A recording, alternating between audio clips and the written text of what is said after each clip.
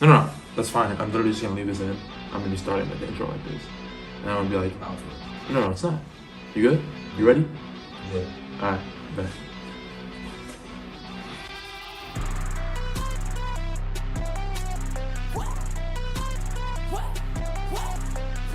What's up, everybody? This is YSN, aka Yanni Sports Nation, and today is August 15th, 2022. Just finished watching a match, my club, Liverpool Reds. Not a great result. Our star man, $100 million man, Darwin Nunez from Uruguay, was sent off after headbutting Joachim Anderson. Fuck this pussy up. From Crystal Palace. And in the 57th minute, Luis Diaz with an absolute beauty of a goal, probably be top 10 by the end of the year. Lucho Diaz, take a bounce, son! But unfortunately, we only can suffice a point from the match. Breaking news from Liverpool camp as well. Matip out for 2 more weeks. Thiago out for up to 6 weeks. Henderson and Gomez battling knocks right now. And also Darwin Nunez suspended for 3 games for the straight red. So he will miss Manchester United, Newcastle United, and Bournemouth. I'm growing very, very, very depressed. So not a great start to his Liverpool career after a seemingly nice start. So we have to move and we have to bounce back. We have no other choice but to move. So let's get into a quick recap this week of today's matches and this weekend as well. My last video was 40 minutes long. Damn! Definitely don't want that to happen again. First video, adding a lot of stuff, just seeing what works and what doesn't. So let's do a quick recap right now. Villa win 2-1 as Steven Gerrard proves once again that he's better than Frank Lampard in real life football and at managing. Frankie Lamps in the bin. Southampton and Leeds end in a draw at St. Mary's 2-2. Jesse Marsch once again puts on a nice performance as manager. Good for him. Oh my God, he's American. Arsenal put on a masterclass against Leicester City, winning 4-2 against the Foxes. The Gunners are looking great right now. 2 wins out of 2. Mikel Arteta seems to have his boys in the right state of mind. Gabriel Jesus, Brasileiro, scored 2 goals. Could have had a hat trick, but missed a quote-unquote sitter. Granit Xhaka and I forget who was the 4th goal scorer, but that doesn't really matter that much. Arsenal win 4-2 to increase their, I think they're top of the table right now. I'm not sure. I have to double check that. But yeah, 2 wins out of 2. Good for them. City put up 4 on Bournemouth. Bournemouth coming off a nice win, 2-0 against Aston Villa. Looked like they were going to put up a fight against City. Didn't happen. Haaland assist, Kevin De Bruyne outside the boot goal. I hate Manchester City. Brighton and Newcastle are held to a standstill, 0-0. Newcastle out of the Maxwell Cornet race as he signed with West Ham. Not really sure what they're looking for next. The rumors are circulating that they will sign Watford's Joao Pedro from the Championship for about £25 million. We'll have to wait on that and see, though. And Brighton are losing their striker Neil Maupay to Nottingham Forest. So, Yasurakiros Avangelos Marinakis, the Greek owner of Nottingham Forest and Olympiacos. Wolves and Fulham are also held to a stalemate as Alexander Mitrovic, the guy who, oh my God, drew a penalty against Virgil van Dijk, missed the penalty. Why couldn't he do that last week? Not sure. Nottingham Forest secured their first win in the Premier League since 1999. I was born in 1999. I'm old. New signing Taiwo Awoniyi slotted for Forest. Declan Rice had a chance to equalize from the spot, but it was saved by Dean Henderson, United superstar keeper on loan right now for Nottingham Forest. Forest have also signed Emmanuel Dennis from Watford, Chidou Kouyaté, the Senegalese midfielder from Crystal Palace, Remo Freuler, Atalanta's former captain, and they're also linked to Freuler's former teammate Ruslan Malinovsky, the Ukrainian left wing back, I think he is. Not sure, but Shut up, man. Chelsea and Spurs brought back the Battle of the Bridge beef between TR. I want to kick it to it might be a less lighter topic for some, but it's a harder topic for some as well. Yeah. What do you mean by that? Ladies and gentlemen of the YSN universe, I welcome a special guest to the show. Introduce yourself. Walter Reyes. Walter, can you explain why you're here? I'm here because my club is a shithole, bro. What are you what's the plan? Get out! Excuse my language, my son. I'm sorry. It's okay. Please do not refrain from cursing on this channel. Where do I start? Let's start with the first game. Let's do that. Yeah, Brighton versus Manchester United at Old Trafford. Oof. First game, new manager, a lot of buzz around the stadium. Stratford End was bumping. And what happens? What did happen? I lost. We lost. 2-0. Bro, This is a tough one. tough one. You got Harry Maguire. You got Scott McTominay taking 10 touches and then sliding in when he loses the ball. Pascal Gross brace. Pascal Gross, bro. Allow it. You got Fred trying to play long balls and they end up in the fucking Stretford end. Bro. Bruno? 3-2-1. Shit. Shit. Absolutely shit, bro. Walter, I can't say I understand your pain. Mm-hmm. Even though as a rival club fan, I empathize though. You know, you are my best friend. I hate to see you going through this. Yes, sir. What would you do if you were in the Glazers office right now? You are the sporting director of Manchester United. Give me 3 moves that you would make immediately.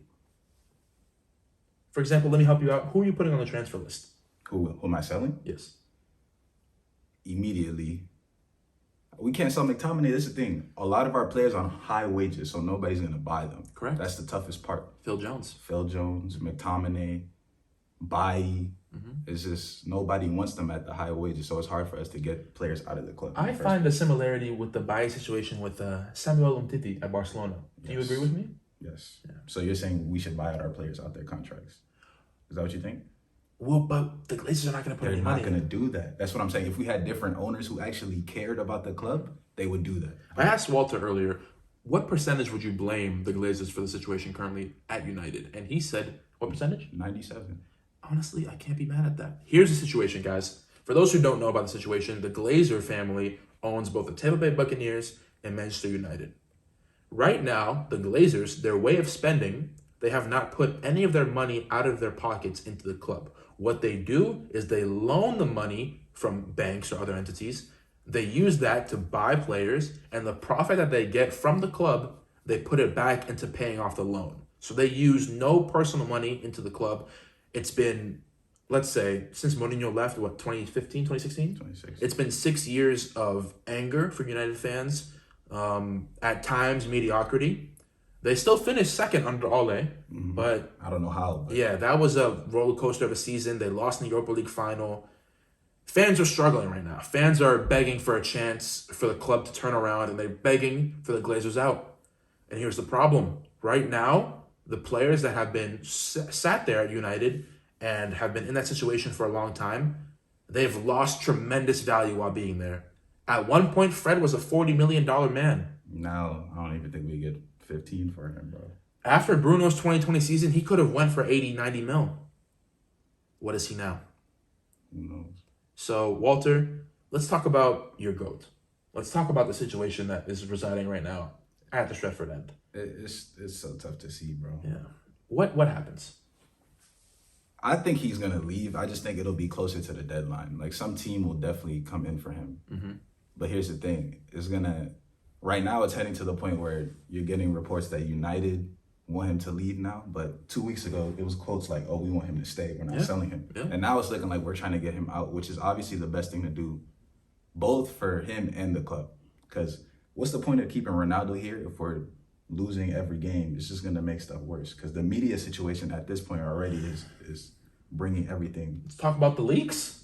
What's going on in the dressing room? They're saying Ronaldo's being moody around the club, or I just don't understand. Obviously, he's moody. We just lost 4-0 to Brentford within 30 minutes. Why is everybody not moody? Everybody should be moving. Everybody should be moody in there. That's not acceptable, bro. And he's the only one who's showing the standards that Manchester United should be in the first place. So I don't understand what's going on, bro. So, for you, who is untouchable at the club? Who would you never in a million years let go? Here's the thing. There's not many players that I'm like, yo, I see them as the future. I think people are writing off Sancho. He should be here for the next few years and have a chance to get better. I really like the look of Malacia so far. He needs to start games because Luke Shaw has been here for 8 years and he's had one really good season. The rest has been mid. Culo Gordo. Luke Shaw! Culo gordo! Varane needs to start every game if he's fit. He's a Champions League winner. He's a world-class center back when he's fit. So I don't understand putting him behind Maguire. I like Lissandro. I think a lot of the people are making this whole he's 5'9" thing. That's a bad take. Yeah. Shout out to the man Deezy. Because none of the goals have really came from the air so far. He's actually been decent so far if you check the stats. But here's the thing. We can't play a 5'9" center back with a goalie who doesn't come off his line for crosses. You can't do that. It has to be a mix. We have to have somebody tall in the midfield. We have to have somebody good in the air next to him. Well, yes, that is Maguire, but you can't play a high line with Maguire at all. So we're going to have to make some changes. The thing I want to do specifically, I really think he should play CDM, bro. Okay. That's what we're. That's what I was talking to with my brother. I said, I know he should, but a Maguire Varane pairing with Alessandro at CDM. It's a lot better. It is a lot better. However, I do want to be fair, obviously I'm not saying he's the exact same, but Fabio Cannavaro did win Ballon d'Or at center back at being 5'9". So this height thing can be better. Mascherano was a class center back for years, and he was also 5'9", 5'10". So you can still be a good defender and be short. Like that, it is what it is. But I think the United fans, they're looking for something to blame besides the Glazers and besides the players. And right now, there's not much. There's no one else you can blame. People are already putting pressure on Ten Hag. Like it's 2 matches. It's been 2 games, bro. And this team, I think we all can acknowledge this team isn't good, bro. You're playing McFred. All we have is McFred. What other options do we have? It's been 4 years of McFred. So I was talking to Walter earlier. I said people were writing off Arteta. He was 20th in 3 games in August. They came back. They almost made Champions League. People were writing off. Remember Klopp's first team? Yeah. You had Klein, right? Skirtle. Who else? Bro, it was. I don't think it was even Klein. I think Glenn Johnson was Glenn still in Johnson. there. We were starting Adam Lambert at striker. Y'all don't know about this Liverpool, man. I was there. I was there with Joe Allen and Adam Lallana center mids, bro. I mean, Lallana was decent, but I was there. Lazar Markovic, I was there. I don't want to hear it about Ten Hag out. It's been 2 matches. Give the man some time. Let the board back him. So, to come back to the point, you asked me, what would I do if I was a sporting director?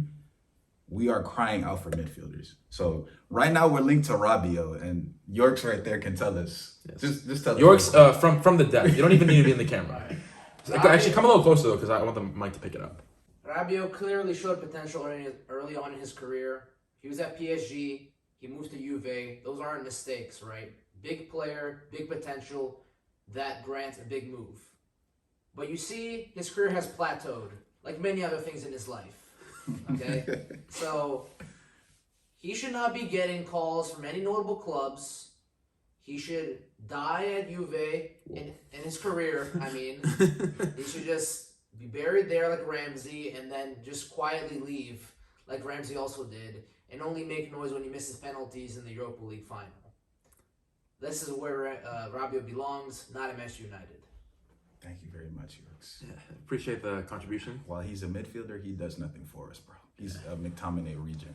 Woy, yoy. That's it. McTominay with the Adrien McTominay. My gosh. S'il vous plaît. Yeah, but like I was saying, bro, Tielemans is available for £30 million, bro. That I don't know why we're not all over that. It just doesn't make sense to me. And we were talking about upstairs, a former player of yours on a free right now. Memphis Depay. Why are you not all over that? I don't understand, but we're trying to sign Jamie Vardy. Jamie Vardy, bro. He's 35. Chat shit. Get banged. So you know, let's not take the piss here. Arnautovic, bro. That was literally the only reason that deal is off is because of the outrage. Because of the fans. Yeah. If the fans didn't say anything, Ten Hag would have been signing this man right now. It's ridiculous, bro. Imagine the Marco Arnautovic presentation. Oh my god, bro. At Old Trafford? I have never been so depressed once I saw that link, bro.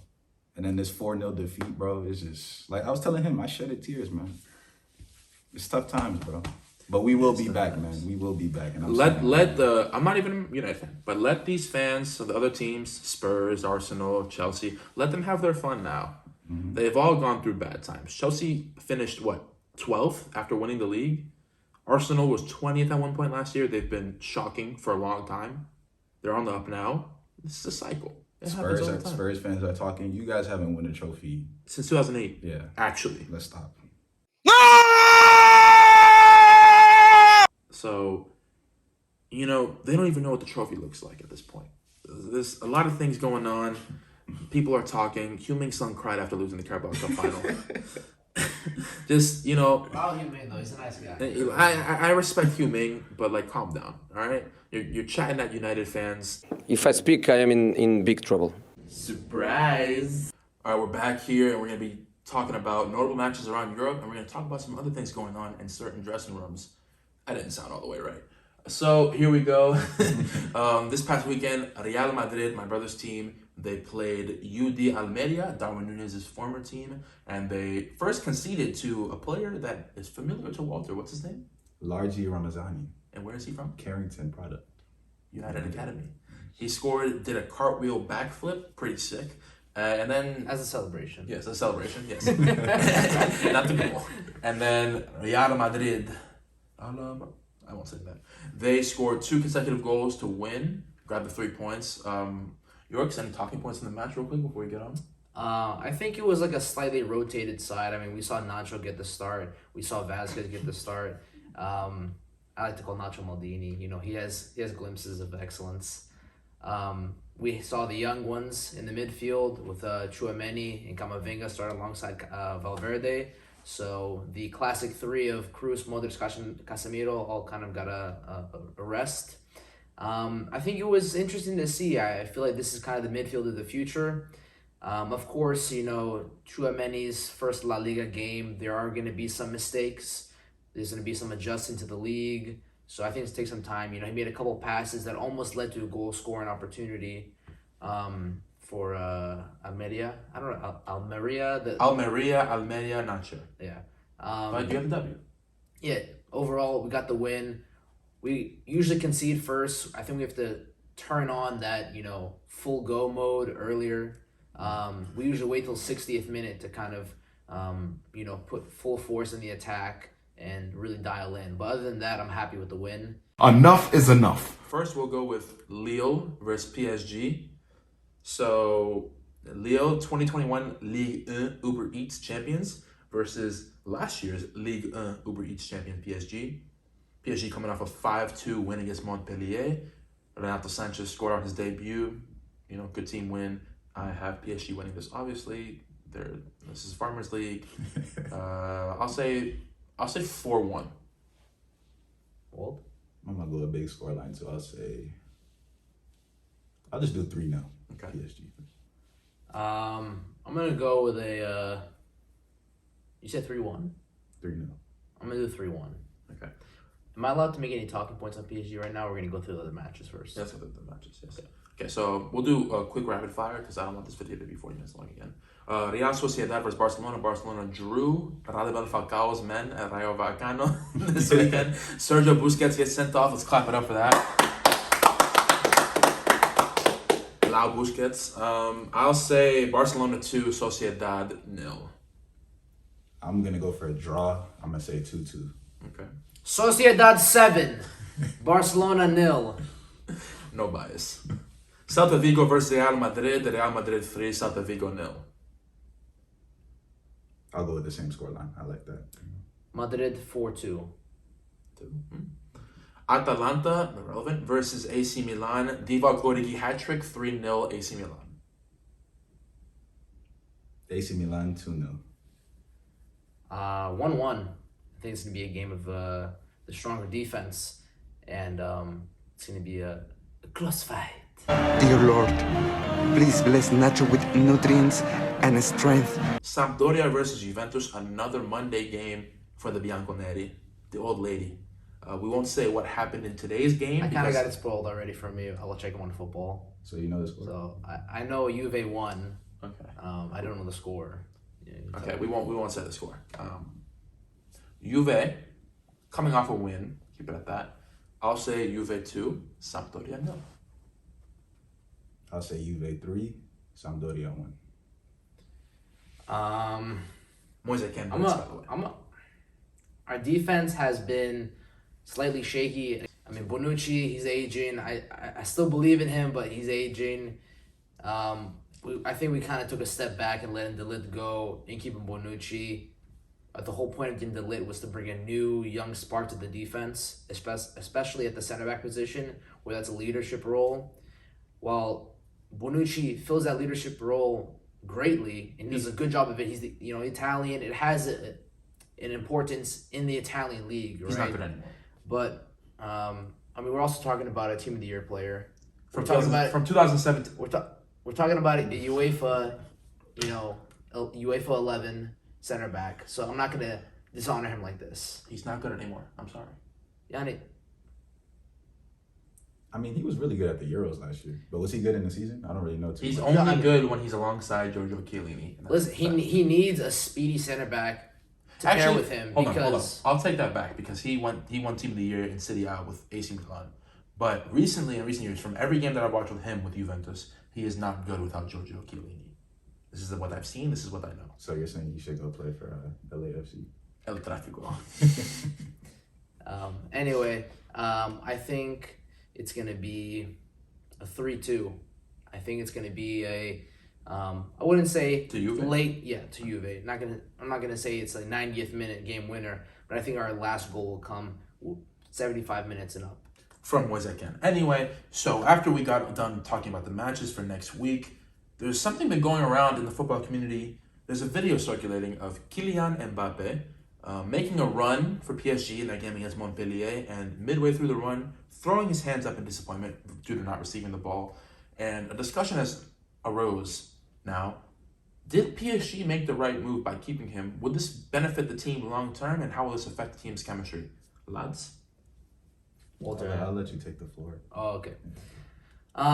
Well, I have somewhat personally invested in this matter because my club, Real Madrid, was about to sign this man. And a lot of the Madrid community is saying that, we dodged the bullet by not signing him. He's showing true character. I'm not going to go to that length and say, we dodged the bullet by not signing one of the most exciting young players in all of world football. I am going to say, I think this is the first time in his PSG career that he's not feeling like the guy. I mean, maybe at the very beginning where he was rocking the 29, he was climbing up the ranks. But I think once he put that number 7 on, he was the guy. Neymar was struggling with injuries, with form, and now we see a transition of the guy, the player at PSG, and I think that was just inevitable. Bringing in players like Messi, Ramos, players that were true leaders and captains of their clubs for over 10 years. So when you bring in these superstars, these big players, he's not going to get that treatment he was getting prior to their arrival. He's going to feel like, he's one of the top guys, but he's not the guy where the play is going through. I feel like now the play is going through Messi. And he has that Neymar connection from the Barcelona days. It's not the Messi Mbappe connection or the Neymar Mbappe connection. I feel like now he's kind of third choice, as in where the ball goes to. The team, I feel like from what we see in the games, they wanted going through Messi and Neymar, and Mbappe is kind of the finisher. So he's not having much of the ball, and I think that's going to result in him being a little upset, and that's what we saw this past weekend. Listen, Kylian Mbappe had 65 goal contributions last year in 46 games.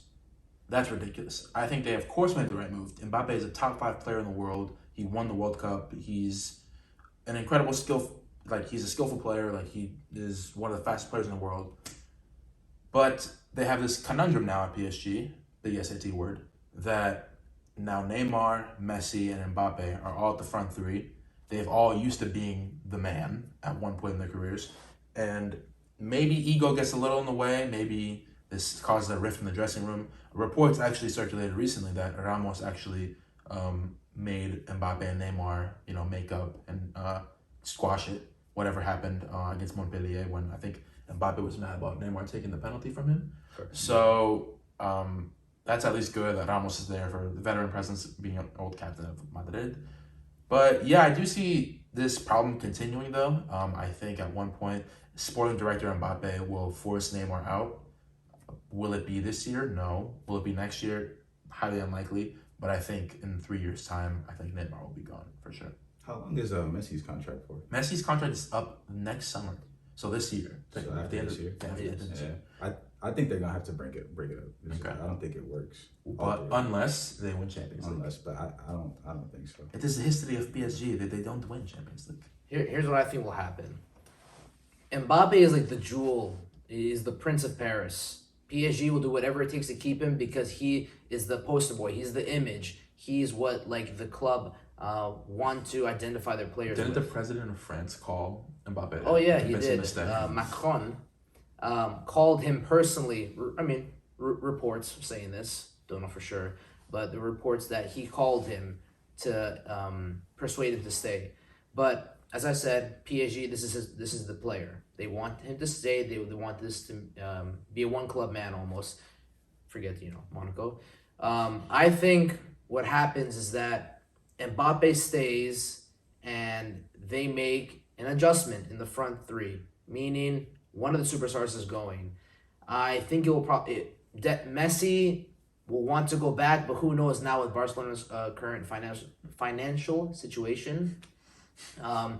Couldn't even register players. I don't know. They're selling away their rights. The club, Spotify, Camp Nou.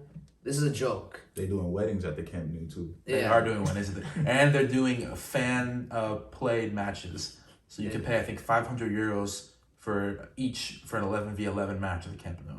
Scenes. It's sad to see, even me as a Madrid fan, it's sad to see a club of this stature, just go bottom tier scum.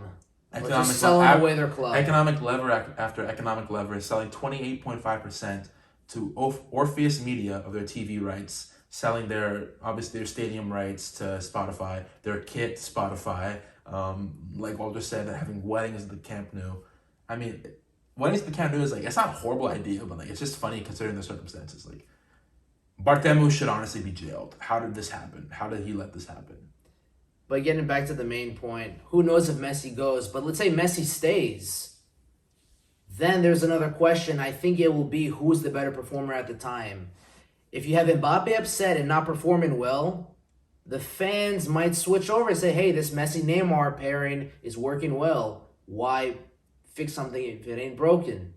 So who knows? Maybe the fans want Mbappe out if he's not in good form and he's not happy. Thank you. You don't, hey. Mbappe, I don't think they'll ever. No, beat dude. Mbappe. First of all, Mbappe is how old now? 23. Both Neymar and Messi are in their 30s. So why would you turn on Mbappe, who can offer you years of success domestically at least, and go for Messi, who's gonna be 36 this year? No, he's 34 right now. I think it all depends on the attitude of the players. Maybe Mbappe regrets his decision of staying, and maybe he forces an exit this summer. I don't know. Only time will tell, but I think the biggest factor in this whole saga of Mbappe, Messi, Neymar, the superstars in one club, I think it just all depends on their form and their attitude towards the club. Also, quote Florentino Perez, he said, when Mbappe chose PSG, he shut the door on Real Madrid forever. So let's remember that. I think Mbappe will retire as a Paris Saint-Germain player. I'm gonna stop you right there and say no. I disagree completely. There's no way he's finishing his career at PSG. No way. Yeah, We'll see 10, 15 years from now. We'll look back, I guess, but I don't think it happens. You have a player like Mbappe who's achieved World Cup success, came very close to Champions League success, and who most likely will be fighting for Ballon d'Or on the individual stage. I think he's going to want a bigger team challenge and even personal challenge to go and play in a really top league, Premier League, La Liga. Mbappe in the Prem, playing on a cold night in Southampton. Yanni, there's only so much success you can have in Ligue 1. There's only so many times you can play Auxerre or Metz. Exactly. I mean, come on. Put yourself in his shoes. Okay, you can go to any club you want. I take back my take. Any club you want. You're going to stay in PSG. I don't think he goes to Madrid, considering the failed relationship between him and Perez. No, yeah, I'm not saying that he's going to end up in Madrid. I'm just saying I don't think he'll end his career in Paris. Mbappe to Liverpool. Anyway, do you have anything to say, Walt, before we end off? Man, I'm just glad football is back, man. Football is back. American football will also soon be back. Yeah. He doesn't care about that, but we care about that. So, before we end off, thoughts and prayers to Zach Wilson. We come into the playoffs this year. I said it now on camera. Oh, my days. Robert Saleh and Joe Douglas have been cooking up this year, but playoffs this year? I said it here first. Okay, Walter said it here first. Just want to say to Walter, thank you for coming on the show. Of course. My boy drove an hour here to the house, to get on, watch the Liverpool draw against Palace. It is what it is. Damn. But very happy he's on first guest of the Wise and YouTube show and was my last guest on Two Possession Game podcast. So full circle moment here. Y'all thought I was finished. When I bought that ass tomorrow, y'all thought it was. We appreciate you coming on. Weekly episodes. And yeah, this is Johnny Sports Nation signing out.